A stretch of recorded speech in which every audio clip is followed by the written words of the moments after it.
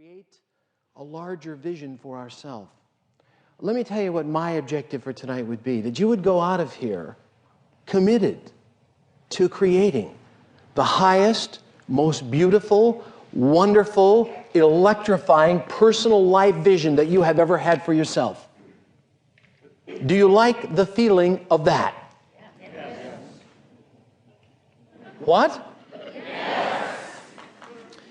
If you're going to change your life, you have to change what's in your mind, because everything in the physical world first begins in the mind. The Ford Motor Company is a very valued client of mine. Did you know that in May of 1903, the Ford Motor Company did not exist? No headquarters buildings in Highland Park, Michigan, no world-renowned assembly lines. They didn't exist in May of 1903. The Ford Motor Company did not begin until June of 1903. And yet, before the Ford Motor Company existed as headquarters buildings and world-renowned assembly lines, where did the Ford Motor Company first exist? Everybody, in the mind of a man named Henry Ford. Everything in the physical world first begins in the mind. If you don't like your marriage, your relationships, your career, your income, your health, your lifestyle, dissatisfaction is wonderful. It can be very powerful. It can be your higher self nurturing you to get on purpose. But if you don't like your life, circumstances in any area, you have to change what's in your mind. You've got to change the beliefs and the vision that you see for yourself. But the good news is that as we create a new vision, a larger vision, a higher vision, our lives can change very, very quickly. How many of you here have ever used a cassette player? Could we see the hands? Do you know that in 1960, nobody had a cassette player? Isn't that amazing? Cassette players did not exist in 1960. You see, the Philips Corporation did not begin marketing cassette players until 1965.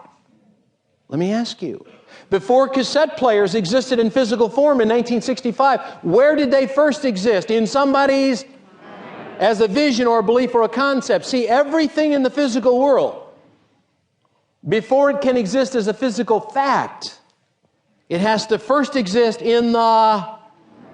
See, we all have a near genius capability. There has never been a study done that has showed us what the limits of the human subconscious mind are. We don't know. I'm not going to say you're limitless as in you can do anything. There's probably a few things you can't do. I'm just saying that none of us know what the limits of the human subconscious mind are. And every time we think something can't be done, somebody comes along and does it. I will say this to you. I never, ever give speeches on conquering the world. I never give speeches on being number one in your field. I never give speeches about becoming one of the Forbes 500 richest people. What I talk about is what I'm going to say to all of you and anybody who will ever hear this tape. Every one of us here and anyone listening can be happy, fulfilled, and prosperous. All of us can have that if we first create an inner vision that will cause happiness, prosperity, and fulfillment.